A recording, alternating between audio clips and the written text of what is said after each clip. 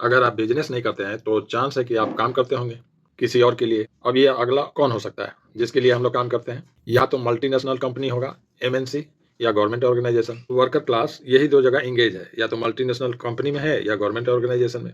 यही दोनों जगह हम लोग कोई ना कोई स्पेसिफिक काम करते रहते हैं। हमारा रोल क्या होता है? अगर आईटी सेक्टर में है तो हो सकता है कोडिंग करते हो, तो मीडिया ऑर्गेनाइजेशन है तो हो सकता है कि आप एडवर्टाइजमेंट लिखते हो, या गूगल जैसा मल्टीनेशनल कंपनी है तो वहाँ पे हो सकता है कि आप डिजिटल मार्केटिंग करते हो या फ़ोन पे ही सेल्स करते हो। चलिए, कोई भी रोल हो आपका, मेन मोटिव क्या होता है? मेन मोटिव यही होता है कि आप अपने एम्प्लॉयर को प्रॉफ़िट कमाने में हेल्प करें। और अगर आप में ये भी योग्यता है कि आप अपने काम के अलावा फाइनेंशियल इन्फॉर्मेशन को भी अच्छी तरह समझते हैं, तब आप कंपनी के लिए आप ज़्यादा वैल्यूएबल हैं। कंपनी का फ़ेवर आपको मिलेगा। मतलब अकाउंटिंग का ज्ञान अगर आपको हो गया, तो आप सिर्फ़ कंपनी के लिए ही वैल्यूएबल नहीं रहेंगे, बल्कि आप अपने क्लाइंट्स के लिए या कस्टमर के लिए भी आपका वैल्यू बढ़ जाएगा। अकाउंटिंग को अगर आप ठीक से समझ लेते हैं, इसका मतलब है ये समझने में सक्षम है कि कैसे कोई बिज़नेस ऑर्गेनाइज़ेशन पैसा बनाता है, और वो भी आपके माध्यम से। जी हाँ, और इसीलिए आपको कंप्लीट प्रोफेशनल व्यक्ति बनाया जाता है, ताकि आपको कस्टमर्स के साथ और कंपनी के टारगेट के साथ अच्छी तरह कनेक्ट किया जा सके। मनी, मनी यानी पैसा, बहुत बड़ा प्रॉब्लम है ऑल ओवर द वर्ल्ड। हो सकता है कि आप भी कोशिश कर रहे हो पैसा बचाने का, ताकि वैकेशन के लिए कहीं टूर किया जा सके। लेकिन अंत में पता चला कि जो सेविंग हुआ था, पता नहीं किस मद में खर्च हो गया। तो पैसा को बेहतर ढंग से मैनेज करने का एक ही उपाय है, अकाउंटेंसी। अकाउंटेंसी जो है, आप में एक ऐसा फाइनेंशियल स्किल डेवलप करता है जो आपके पैसे को सही ढंग से मैनेज करने में हेल्प करता है।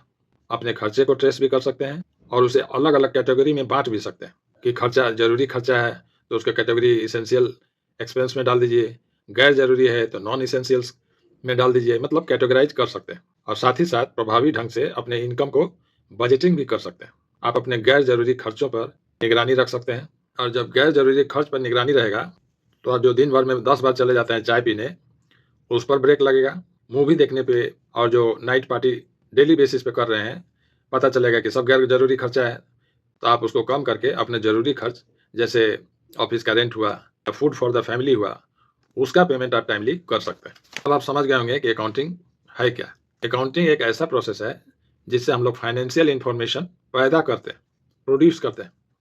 अकाउंटिंग के थ्रू हम लोग ये देख सकते हैं कि हम कितना कमा रहे हैं, मतलब हमारा वैल्यू कितना है। साथ ही साथ कितना पैसा खर्च कर रहे हैं और कहाँ पे इम्प्रूवमेंट करके और पैसा बना सकते हैं, इसका जवाब भी आपको अकाउंटिंग से ही मिलेगा। अब सवाल है कि why do we need accounting? हमें अकाउंटिंग की क्या ज़रूरत है?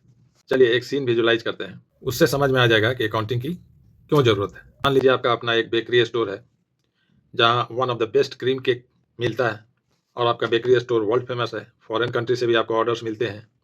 मतलब आपका बिज़नेस अच्छी तरह रनिंग स्टेज में है। लेकिन बिज़नेस में पता है ना, अप्स एंड डाउन्स भी होता है। एक रात क्या हुआ कि आपका जो मैजिक ओवन था, जिससे वो क्रीम केक बनाया जाता था वर्ल्ड फेमस, वो चोरी हो गया। अब ब्रेक लग गया। अब क्या होगा? अब नया ओवन लेना पड़ेगा, लेकिन कीमत है 10,000 रुपीज़, नहीं डॉलर, और पैसा आपके पास है नहीं। आप चले जाते हैं बैंक लोन के लिए।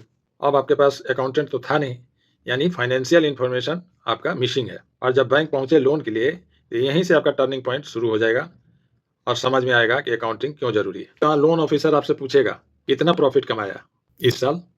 अब अकाउंट तो आपने मेंटेन किया था नहीं, फिर भी आपने अंदाज से कह दिया कि $30,000 कमाए होंगे। तो लोन ऑफिसर अगला सवाल दागता है, एसेट्स कितना है आपके पास? और आपके पास कोई आइडिया नहीं है।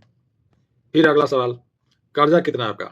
डेब्ट, उसका भी कोई हिसाब किताब नहीं है आपके पास। तब तक लोन ऑफिसर फिर एक सवाल दागता है, how much cash flow each month? हर एक मंथ आपका कैश फ्लो कितना है? एक तो आपको समझ में भी नहीं आ रहा है कि क्या पूछे जा रहा है, कैश फ्लो।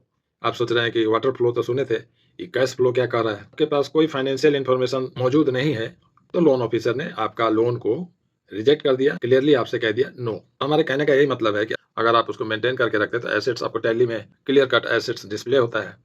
कैश फ्लो कितना कैश का लेन देन हुआ है, आप सारा ट्रांजैक्शन टैली में अगर रिकॉर्ड करके रखते हैं, डिटेल्स कैश फ्लो का भी मिल जाता है। इनकम कितना हुआ ये आपको बैलेंस शीट में दिख जाता है।